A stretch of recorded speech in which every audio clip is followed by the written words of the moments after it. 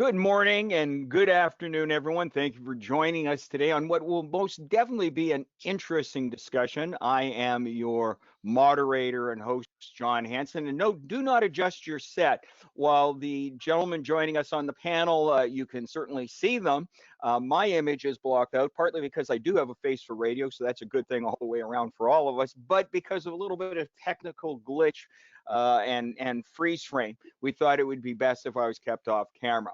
Anyway, that notwithstanding, a welcome to our webinar, Perfecting Convergence, How Imperial Brands Procurement Bridge the Gap Between Digital Promise and Digital Realization. Now, before we get into the actual webinar itself and introduce you to this panel, I'm very excited to do a couple of housekeeping things just to let you know. To begin, the entire webinar is being recorded, which means it will be made on an on-demand basis at your convenience. If you, for example, have to leave early, or if someone who you know would have been interested in joining us today would like a chance to see it, we will be able to do that as well. Also remind you that at the end of the webinar, when we sign off, a short poll or survey, and I'll remind you of this again at the end, but a short poll or survey will be popping up on your screen, and we'd encourage you to complete that. Now, in terms of the webinar, it's 45 minutes in length. And of course, there is a question and answer period at the end. However, I want to encourage you to avail yourself of the chat capability here to actually pose questions during the webinar itself. This is very much an interactive session. So if you hear a point that is interesting, or if you hear a comment that you want to have further or additional insight from our panelists, please reach out to me in the chat room, and we will actually introduce it into the scope of discussion from there. Now, let me just indicate that this webinar, which is about Imperial brands and their success, and I'll have to tell you, in my 40 years of high-tech experience in Armstrong's procurement, is one of the most compelling case references. We'll get to that.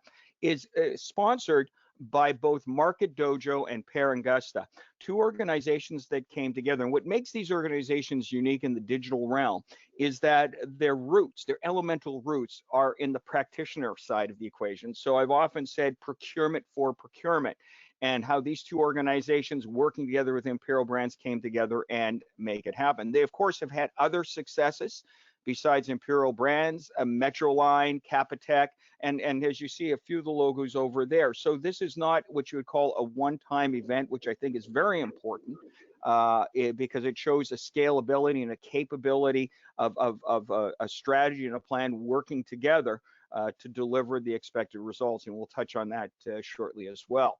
Now, I want to, without further delay, welcome to the webinar our panel, starting with Karen Owens, who is head of Global Procurement Excellence, Imperial Brands. Karen, if you could just take about 30-45 seconds to give a little bit of background for our attendees. Sure, John. Hi, everyone. So yeah, Kieran Owens. So I am head of procurement excellence at Imperial Brands. I've been with Imperial for 7.5 years, which is about the same length of time that Imperial procurement has existed. So it was a greenfield role. My previous experience from prior to working at Imperial was working in the automotive industry for a number of companies. All right. Well, Karen, I'm going to look forward to talking with you. We had a chance to chat earlier, and certainly some great insights. I'd also like to welcome from Market Dojo Senior Business Development Manager Jonathan Pohl, or John, whatever your preference would be. Welcome, and if you could just give a little bit of background on yourself. Sure. Hi there, everyone. So my name is Jonathan Pohl. Up to you. I manage accounts around the world, lots of clients for Market Dojo. I've been here for the past 4 years. And then, those accounts span across companies like Imperial, Marriott, Bunzl, and some, smaller outfits that you may not have heard of, and essentially help them with a range of procurement activities, and help them find their best practice that works for them. Perfect, John. It's great to have you here. And finally, last but not least, and Alex, I'll do the short form. Alex Richano, Implementation and Customer Success Manager at Angusta. Welcome. And if you could just give us, again, a brief background on yourself. Sure. So hi everyone, I'm Alex Rochagnier. I work as a project manager for Prepare Angusta, and I assisted Imperial brands in implementing the solution, and I stayed the point of contact ever since. And our job at Prepare Angusta is basically to implement the solution with our clients and then make sure that they are happy and that they stay happy.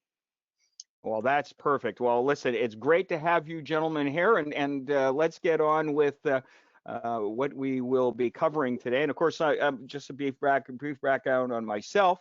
John Hansen, I'm editor and lead writer for Procurement Insights. I don't have to tell you too much about myself other than just type in Procurement Insights into your Google search, and you'll get the information you need to know. All right, one final thing. Again, we're going to continue this discussion after the webinar and for the upcoming next week or so, utilizing a hashtag, in this case, as you can see on the screen, Imperial Digital. We'll be sharing any kind of highlights and additional information to continue the conversation. The focus now, today's agenda, is on 3 areas. Digital confidence. What is digital confidence? I like to think of it in terms of digital readiness.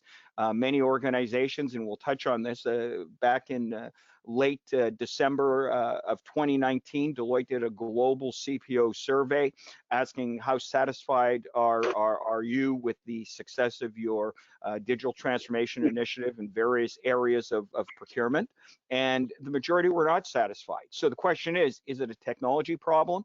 The reality is that a lot of it comes down to digital readiness. We're going to talk about what that readiness entails. We're going to talk about points of convergence, bringing the pieces together, and what made Imperial successful. And then, of course, ultimately, measurable outcomes. I mean, how do you quantify success? How do you quantify the results of not only the interim objectives, but longer range? So that's the focus of the agenda itself. A little bit about Imperial Brands at a glance. Again, we all know the brand, sold around 160 markets worldwide, more than 30,000 employees. We're talking about a purchasing volume of $1.16 billion. Now, I want to assure everybody who's tuning in, the same principles that work with a large, complex global procurement practice still apply if you're a smaller enterprise as well. So I don't want you to think of this as being a confined to a large enterprise only. But the fact remains is if it works within a large enterprise environment, it is certainly something that is laying the foundation to be applied in smaller environments as well. And $744 million in direct, excluding tobacco, and direct spend. Now, digital confidence, and I want to come to you right off the bat, Kieran, without any delay. We talk about, and this is a quote of which talk about a strong foundation for requirement gatherings, looking beyond the right quadrant providers and specific needs and ideal outcomes. Let's expand on this. What did you mean about this specifically? Sure. No, thanks, John. So I think from when we started, as I said, 7.5 years ago, a greenfield implementation of procurement, it was, like many procurement functions, people-driven. Yeah, it's obviously to lift a function up off the ground, it takes people because it's about engagement with the business for both indirect and direct materials.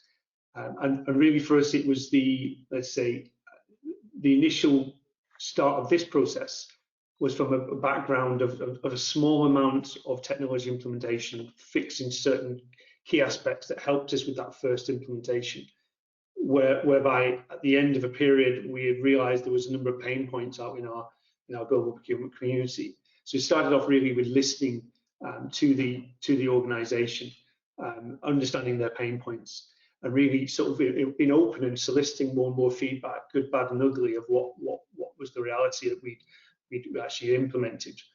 So from a central-led point of view out to a global community of buyers. And really that feedback helps build a number of user stories, and that's one of the key aspects, I think, for us, is that gathering that information helps build the user stories that enabled us to then build a number of, let's say, design principles of, in a way, almost like a checklist. If ultimately we were going to win in seeing the opportunity of change, it was on the basis that we were able to achieve a number of these checklist items. And it was that basis that we went out to market with, and gave us the confidence to look beyond the top right quadrant. All right. Well, let's go into the specifics, strong foundational requirements, because there's a lot there to unpack. So let's start off with strong foundational requirements for gathering information. Now, Siren, it sounds like your organization took that ownership from the get-go. Absolutely. Let me go to John on this, and then I'll go to Alex. John, in terms of that, what role did that play in the ability for you and Angusta to come together and address that, seeing that there's a clear understanding? I mean, is that the key starting point, that the success begins with the client by taking these measures? Absolutely. Well, I think, part of what made this so successful is there was a clear understanding of what they wanted, but with the ability to adapt. So obviously you can have a checklist, from here to China, and hope to achieve everything, but there needs to be some considerations and adaptability when choosing a solution to make sure it fits to the organization's actual requirements, while still having something that is actually workable and usable. Okay, now this is an interesting thing then, based on what John said, Alex, and I'll circle back to you, Karen, shortly. But when you go into a lot of situations, and John used the term, I think, a checklist. I mean, by having Imperial and the team understand clearly what they wanted to achieve, I mean, did it transition from the realm of being a features, function, and benefits selection to being more of a strategic alignment of resource capabilities? Do you know what I mean, Alex? Yes, I think that, well, first, I fully agree with what John said. What was really nice with Imperial is that they knew what they wanted. However, they did keep some room for improvements, and they let us challenge them a little bit on a couple items. But yes, they knew what they wanted. They put the right team in front of us so that we could have answers when we needed them, and all that made the whole project a success. Definitely. Okay, now, Karen, I want to go back to you on this, because this is a key thing, because I think it segues, and correct me if I'm wrong, into the second point, is looking beyond the top right quadrant. I mean, how many organizations make it about a technology transformation versus an organizational transformation? Do you know what I mean? In other words, they choose the top quadrant because they haven't laid down the foundation or the groundwork that you did successfully with Imperial. I mean, expand on that. Is that a fair observation? Yeah, no, totally, John. I mean, I think for us, and I take the point of both, that we wanted to, let's say, we wanted to ensure that we, let's say, with our detailed analysis of our processes, we stripped them apart, we rebuilt, we have a long-term vision that we are still carrying forward. So I concur completely with John's point that absolutely, I would say even today, we have not fulfilled our checklist. But what's clear for me from both of these solutions is that they had gave us the best opportunity over steps of transformation as we move the function forward to achieve that. And certainly when we started to compare and contrast the proposals from Angusta Market Dojo together with top right quadrant players, what was absolutely clear was that let's say they understood and they actually gave us greater opportunity to achieve our goals than the top right quadrant players did at the time. So that was a key aspect. But absolutely right, John. That let's say, I would say anyone who goes into transformation thinking actually that the technology itself is the silver bullet is going through it in the wrong way. You need to start with organization and processes and design of trying to, how do you break through the silos of what you currently have, even within the procurement function, even before thinking even more broadly into finance or into legal, for example. Absolutely. Well, you see, I don't want to get too far ahead, but earlier you mentioned this is not a static moment or a one-time process.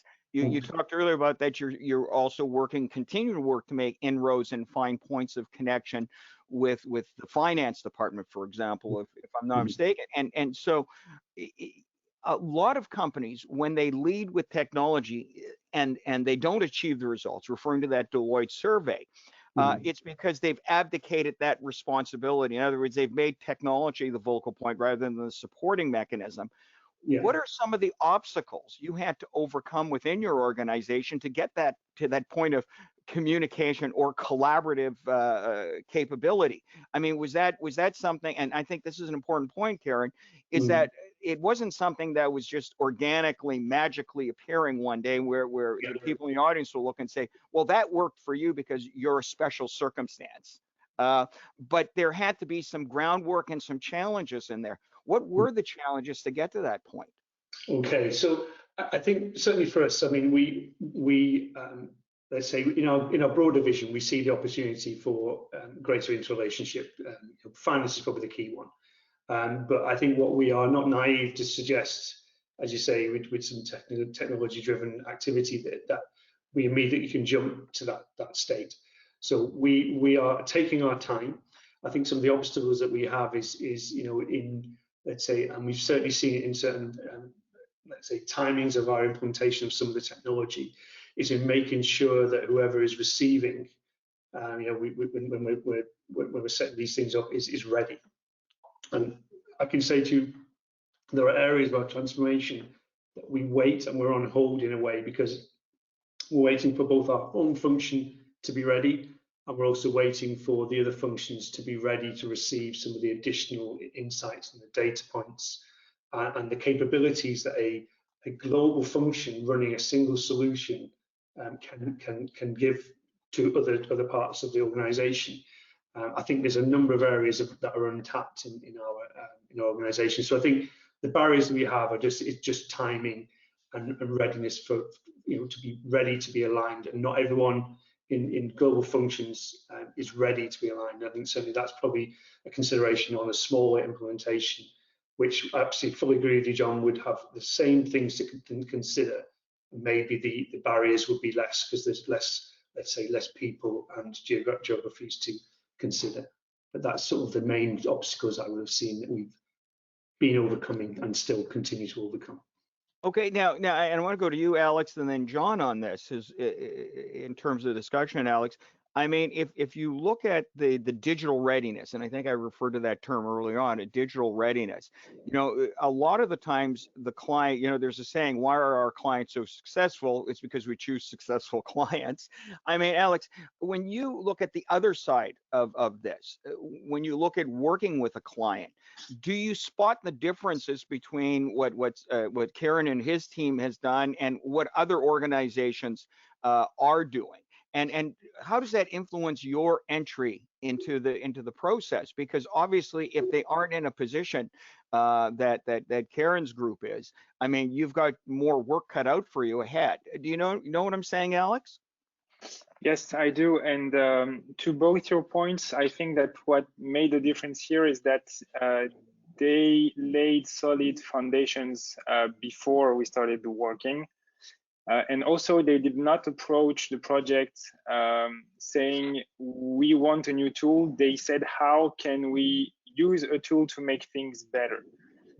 So basically, they thought of a solution they wanted before they even thought of a tool. And I think that helped, because when you come to people saying, we know you have a problem and we can help you with that, well, you will have much more people that are ready to participate in the project than if you basically just say, we want you to use this new tool. So in that case, and I'm thinking of finance, especially because we know that sometimes relationship with other departments can be complicated, but I feel like with Imperial, they went to them saying, we want to help you and we think this tool can do that. So yeah, all right, now, that was it. Yeah, you know what, and this way I want to extend what you just said, Alex, and bring John into this discussion point from a different perspective. We're dealing very much in the modular capability or functional. In the old days there was an all-encompassing end-to-end one big solution, and I'm looking back to the days of the ERP. John, how did this make it easier for you and Angusta to work together, given the entry point with Imperial? Do you know what I'm saying? Because you've had a lot of successes beyond Imperial with Metroline and those other organizations. I mean, is that a standard characteristic that you look for how you can work together as two uniquely different, but certainly a strong symmetry solution? You know what I'm saying, John? Absolutely. So I think, the ability to have our solutions and modular aspects of said solutions, yeah, well, they really work, side by side and enhance one another, with the ability to scale up quickly at the same rate. That's very, very important. The ability to actually get to the point of large uptake within the organization, in lots of geographical areas, being able to kind of have that quick implementation. So the solutions work really well side by side, and probably allow for more of a focused implementation, really, because you're focusing only on those modules that you need, rather than having all of the other distractions that may come alongside a larger all-encompassing solution. So in this case, certainly focusing on sourcing, pipeline, and savings, particularly to as Kieran said, get to the solution before actually finding a piece of technology and then trying to get to a solution, with a lot of again, on Alexander's point, relying on us for the consultancy aspects. So having a kind of conversation as to get to that outcome, rather than saying, we want to be here, give us this, which does often happen in a lot of conversations. Okay, now this is, and Karen, I want to finish off this section with you before we move on to the points of convergence, and the match your specific needs and ideal outcome. What you've done with Imperial, does that change the way that people will look at using magic quadrants and analyzers? For example, if or analyst services and assessment, because the assessment of a solution is based on a one-dimensional or a one perspective view, but you were able to recognize beyond the top quadrant because you knew what you were looking for. Do you know what I'm saying? Are you redefining the way we use these analyst tools and reports? Yeah, and I think in some way, I think they have to rethink a little. I've seen some more recent quadrants that look at different types of organizations, trying to consider what you just summarized there, John, that not one one size fits all, so to speak. And that's one of the concerns you find when you look, whoever's in the farthest right, you think that's therefore the one for me if I had an open wallet. But I think absolutely, I think, and both have said it, that we did absolutely look to the design principles and then try and find solutions to fit. We were looking for, let's say, to almost with our design principles also be malleable enough that when we found a solution that was really talking our language, to then say, right, okay, can we work with it? And in both cases, we've used them, their practitioner capabilities, and we've also, let's say, tried to keep as close to their designs as we possibly can. And I mean, one example of the early days when we spoke with Loic from Angusta, really triggered in our minds was when they expressed that it was basically in principle it was one design for all, and that may scare people away. Actually, we love it, and that's what we wanted, because actually what we want to understand is that a solution built for procurement, delivering for procurement, and that's what we found in this partnership, is two organizations that understand our needs and understood our needs far better than many others we were engaging with. And as you'll probably touch on later as well, a much quicker implementation as well. That was also really apparent. Well, it's interesting. It makes it sound like with a single pane of truth, if you will, a unified platform capability. Let's talk about it from points of convergence. And there's three areas I want to touch on when it comes to this. Ease of implementation. And, I'll continue with you, Karen, with regards to this first point, is that ease of implementation seems to be a ubiquitous term, but takes on a different meaning when it comes to Imperial Tobacco, because it talks about maximum integration, agility, and adaptability. So obviously you aligned everything to get to the point in the first phase, to get to the point of this convergence. What does it mean in terms of agility and adaptability? Sure, yeah. I mean, let me call out to anyone, John, on the call today who's thinking about changing. There's probably a level of anxiety there. Honestly, people will be anxious. I'm going to switch off one piece of technology and I'm going to move to another. I can't think of anything in our world more concerning. But it was really accelerated, as you say. We prepared ourselves we prepared for the transition, and we found two parties who were ready at very short time frames, to give us clear instruction of what we needed to do, which again supported with our data and requirements building. We had, I would say we're about 80-85% of the way there.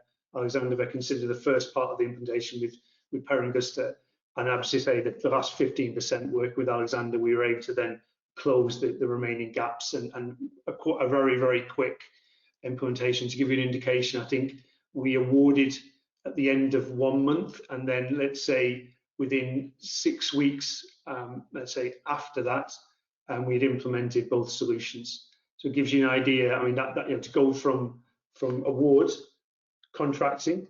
This is a procurement world. We can all talk about how contracting takes, but very, very swift in comparison with what we were being told from other parties. So that agility was absolutely key. Absolutely. Now, you see, this is an interesting point. John, I'm going to bring you into this point. We've often heard the tagline, from years, months and years to weeks and days, which is certainly verified by what Karen had said.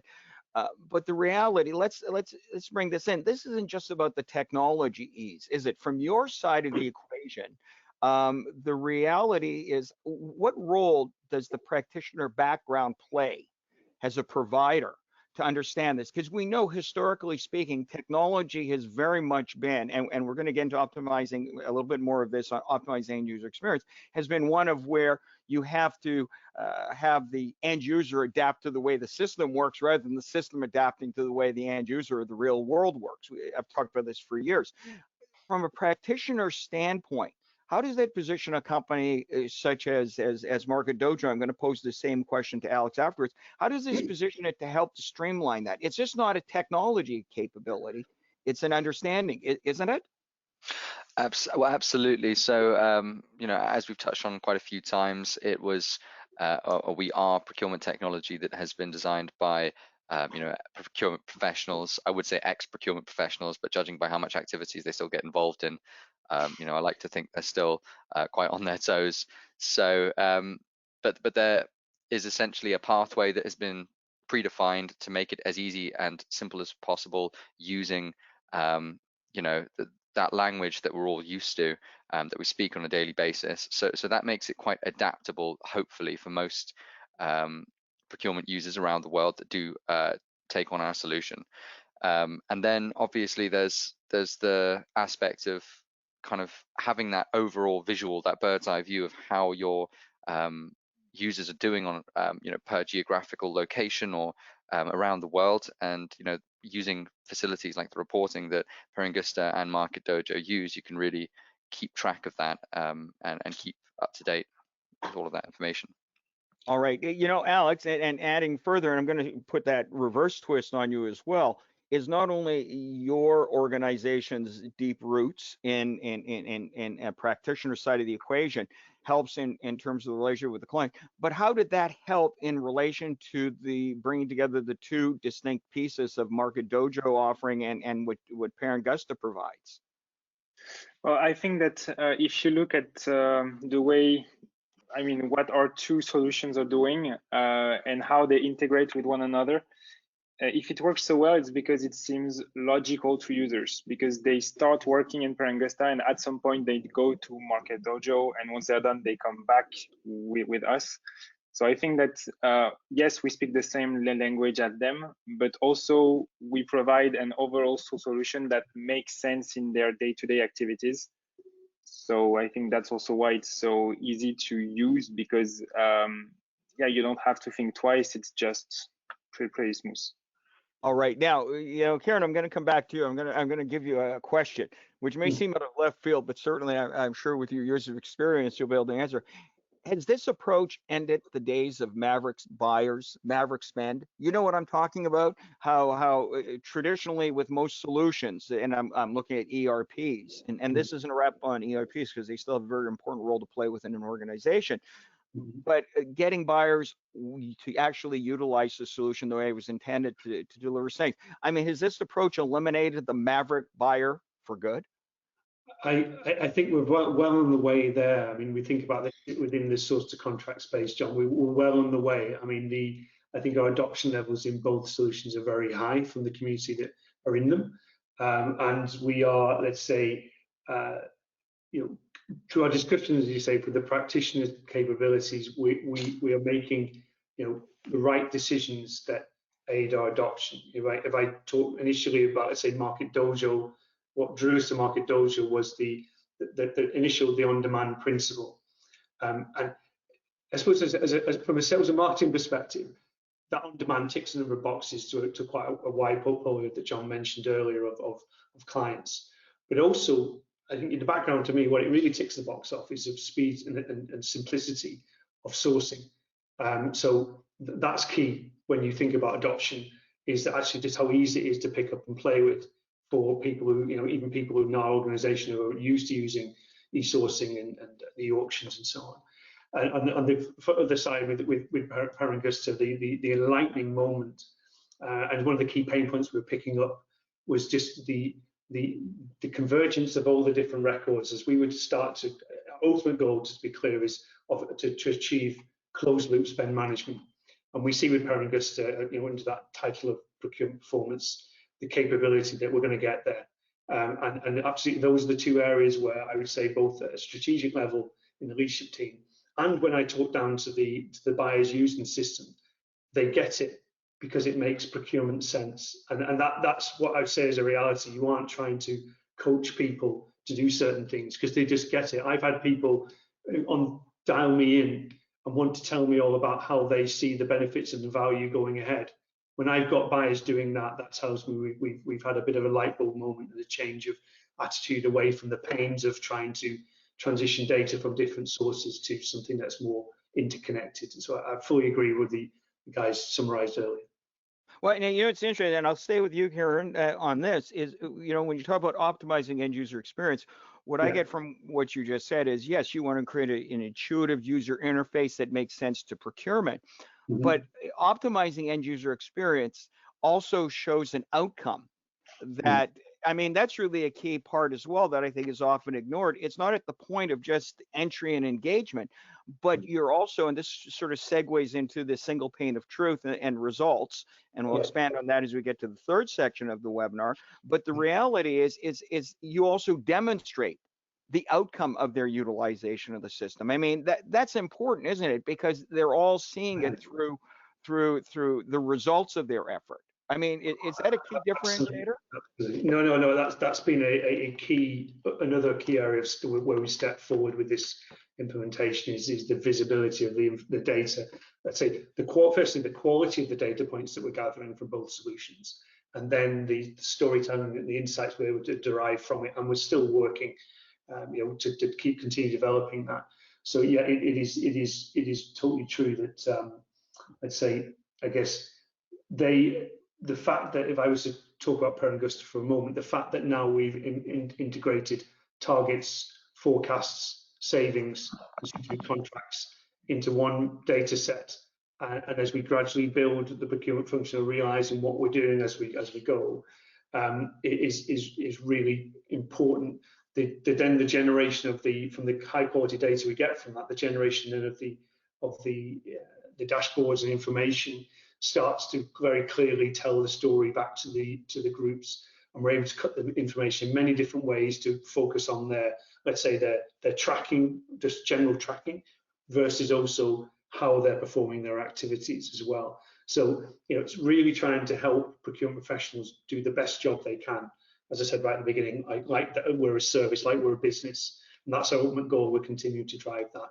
And the same applies in Market Dojo with looking at the sort of the sourcing heat map, looking at actually the types of activities we're running, and almost it creates that sort of gamification approach within the community, which is then driving dare I say it, my leadership peers looking at each other to try and see who's going to be top of the class in a way, and that can only be a good thing in a big people organization like we have. Well, now, and thanks for that, Karen. I'm going to go to you, Alex, and then you, John. Karen mentioned something about the gathering of data and data quality. I'm sure you know that one of the biggest challenges for procurement organizations is what's known as the paucity of clean data. And Dr. Robert Hanfield, among a number of others, indicates that digital transformation is impossible without having good data. From the standpoint of what Karen said and the entry point of capture, I mean, you know, how do you facilitate that data process to give it the validity it needs to prove that something is working the way it's supposed to? So I think that we prepare all that in the implementation, because in that case, Imperial told us this is what we expect users to input, and that's what they have to input. That's what would be nice to have. But I think that this is something that you have to prepare when you launch your digitalization process, because there will be some cleaning work, that's for sure. But the good thing is that once you've done it and that you start using a tool, the tool is going to ensure data quality for you. So a little bit of work upfront, but then it gives you some peace of mind to know that the rest should be good. Now, and John, to build on what Alex just said, once you've done that work up front, and again, the point of entry and implementation and the strategic way that Imperial and Kieran's team has handled this, certainly makes that a less onerous process. You know, the old saying, how do you eat an elephant? One bite at a time. Well, one bite is being strategic. Once you get this in place, John, now you have a governance model, a capture model, an information model that will continue to maintain that data integrity on an ongoing basis, correct? Absolutely. So, you know, I guess that once the data is there and it's gathered and you have it in one centric place, it is then obviously something that you can utilize going forwards, and especially as Alexander mentioned, if it's clean and kind of set up in the right process from the beginning, then it's, you know, incredibly valuable. And we're finding, you know, more and more that is probably the most important thing to, I mean, particularly even those outside of procurement, when you're talking to finance, when you're talking to the MD, you know, that's the kind of things that they want to see, they want to have ready, and it provides more valuable or more value in an organization in terms of the procurement team, and, you know, from the outside perspective, because suddenly they can see actually all of this work that is being done that they never would have had access to before. All right, let's move on. I'll tell you one thing, gentlemen. I should have you back and do another webinar just on the data discussion, because I'm sure you'll agree, Karen, that the data piece is in and of itself an interesting story to tell. Correct? Absolutely. I think you know, it's one of the key things I'd say between full suite and best of breed is, you know, don't be afraid that because things come from data sources that somehow you don't have connectivity. You can still create keys that flow through data sets. And in some cases, going with full suite limits you on the basis that, let's say, you have to have achieved a high level adoption through one solution versus best of breed that gives you maybe a deeper implementation in sort of different areas of process. And we are absolutely going down that route whereby we can see from the data we're getting from both these solutions, we're going to start connecting data into a data lake to be able to do more extensive sort of process maturity mapping, which, you know, up until now we wouldn't have had any opportunity to do. So yeah, data is absolutely going to be key going forward. We want to become, as you say, service orientated but data driven as an organization to help us make more better informed decisions. Absolutely. Well, now, and as we go into this last section, because we'll expand on this a little bit, and I want to go back to what I had mentioned about the CPO survey, the global survey by Deloitte. And I'm going to just limit this question to you, Karen. Were you surprised at the outcome of that survey, where the majority said they were disappointed with their digital transformation strategy? And to the degree extending the surprise, just in a minute or two, how much of that was based upon not having the right measurements or the metrics to measure success? Yeah, I'm just thinking ahead in terms of my own experiences. I think sometimes we need to make sure that we are bridged to reality. And reality is, you know, processing and business is at times more complex, as you say, when you consider user adoption on top of that, even more so. And that's why certainly we took a user-centric approach. We use user stories and embedded the change management in from the beginning. I think many CPOs, if they're in that situation, they really need to take a long, hard look at themselves and think, you know, did we go too quick? Did we try and achieve too much?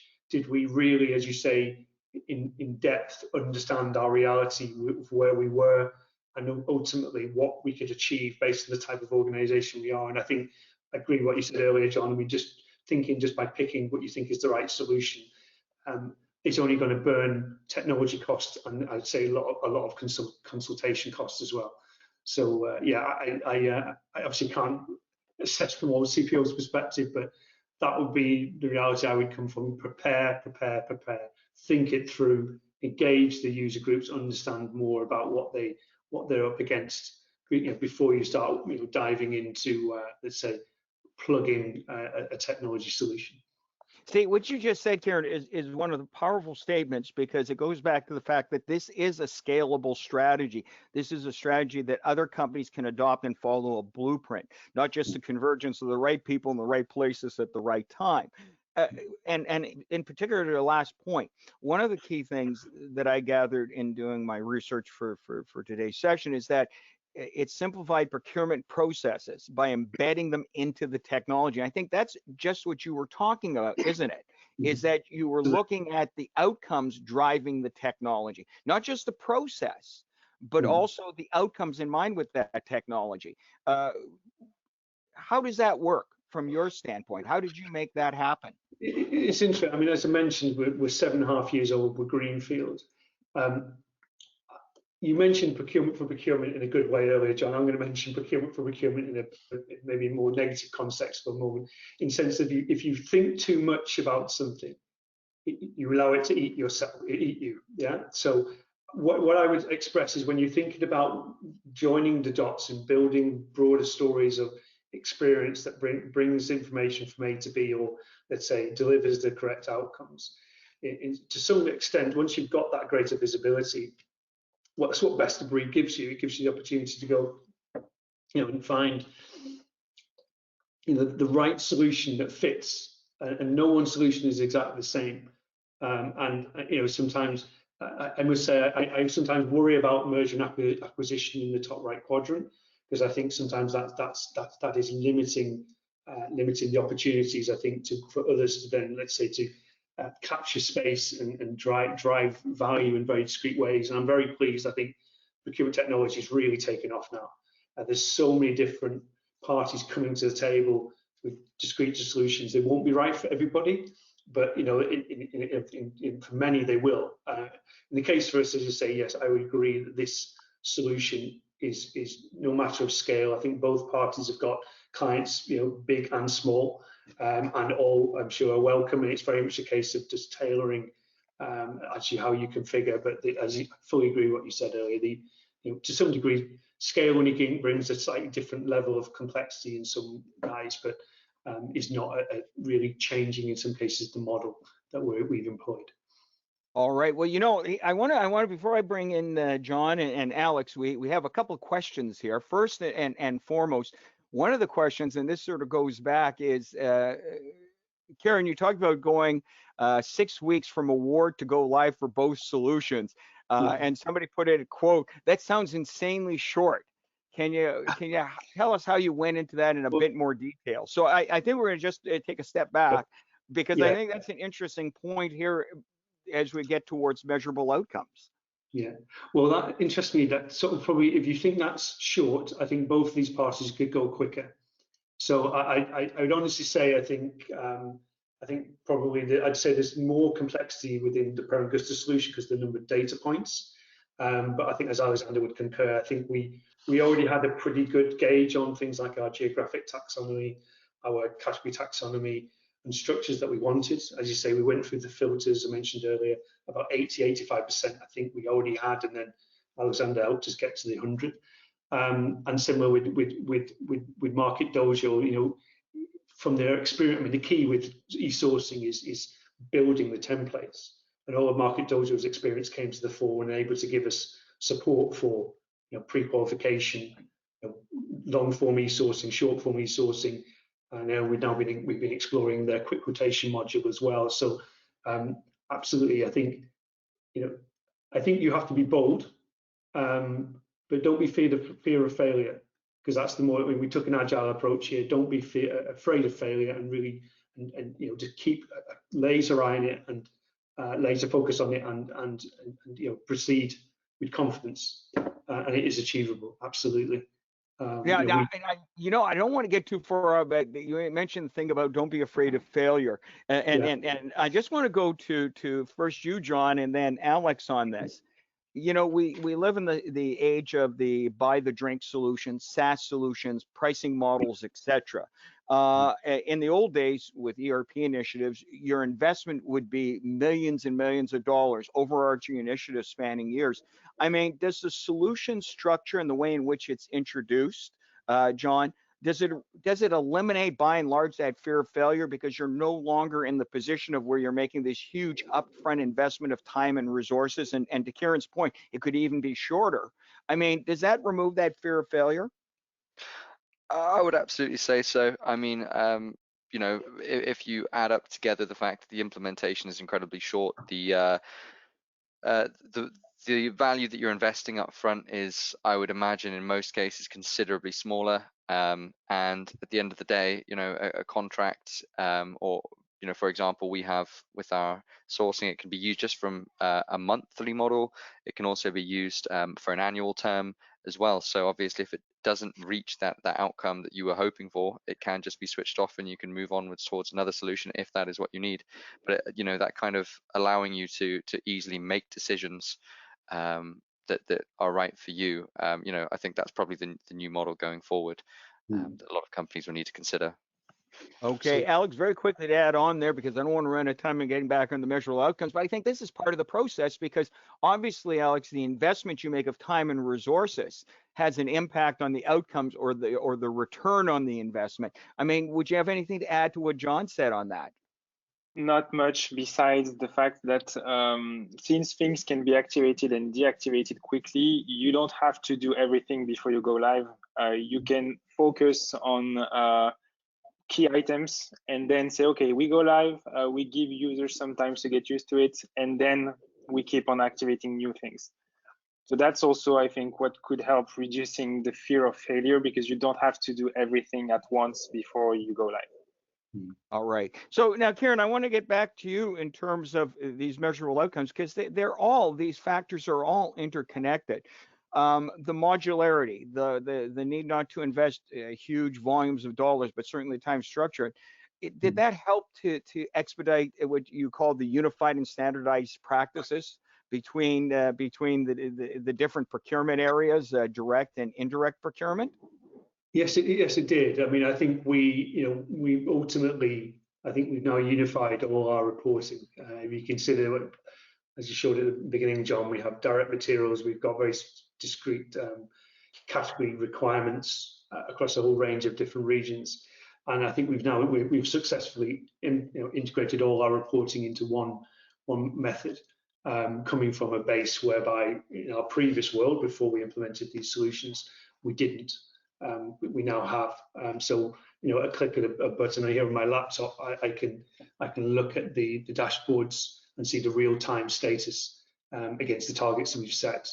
How much money we've saved, and and as we're now focusing, as Alexander said, we're focusing now into a new area. We're going to start thinking about contracts and more effectively implementing that. We are still using it already, but just trying to build our standards. And that'll be another set of data that we'll then start to explore, which immediately gives us spend under contract. These are things, as you say, it's a gradual build towards a more unified space and work in practice with finance. All right, well, let's do this, and I want to pose one final question, because we're at the end of our discussion, and certainly has been very illuminating and energized to me. And I'm going to start. By asking first John, Alex, then I'm going to end with you, Kieran, obviously on this. But John, when you look at what we've talked about today, how is this scalable? How is this, or and when I say scalable, how can you replicate it in other organizations from a Market Dojo perspective? Then I'll go to Alex, and Kieran, as a practitioner, of obviously ending with you. But how do you make this scalable, John? Sure. So I think that it's the fact that we've trialed this and done this many times before. Imperial aren't are one of many successful cases in this scenario. But it's the ability to train online and kind of quickly add hundreds of licenses. In this case, we did the main training regime was over a 2-week period, and we turned on 83 licenses and had them all trained, as well as providing them all of our walkthroughs, facilities, and support. So the ability to have online support fully available around the clock has really helped as well. All right, Alex, anything to add from your perspective, from Angusta standpoint, the scalability, making this the blueprint, the master blueprint for success for all organizations, regardless of size? I think that what John said was pretty clear, and maybe something that Imperial did that was really that helped in the success as well. They appointed local champions who became local experts of the solution, who could help their colleagues when they had questions. I think that also helped scale fast. All right. Finally, Kieran, all of this, because you know what I'm going to ask here, because again, it's not a unique island or pocket of success that is never to be replicated. Because when I talk about the convergence of the right people in the right time in the right place, I mean, this is more than that, isn't it? What advice would you give to other CPOs, other procurement executives to be successful like you have?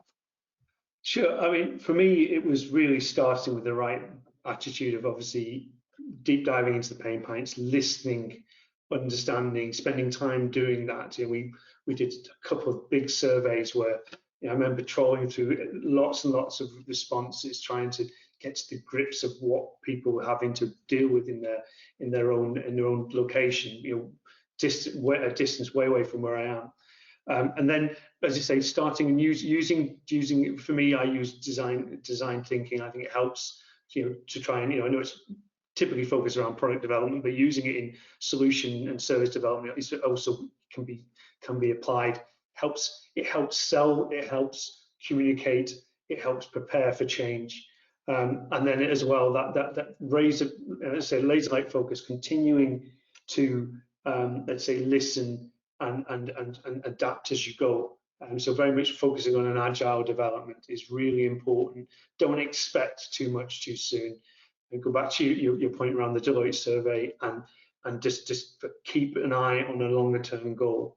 For us, as I say, closed loop spend management, further integration with finance, and really starting to work through, as you say, to deliver sort of in the end source to pay as a service is our ultimate goal. So we don't ever divert from that, but it's about taking it in those gradual steps, and we continue to develop and always explain what and why you're doing something to the organization, and they're coming along with us on that journey. So I think that I described how I've done it, and I will continue to do that, whether it's in source to contract space, P2P space. I'm applying exactly the same principles each time. So that would be what I would recommend as a sort of mindset you should employ.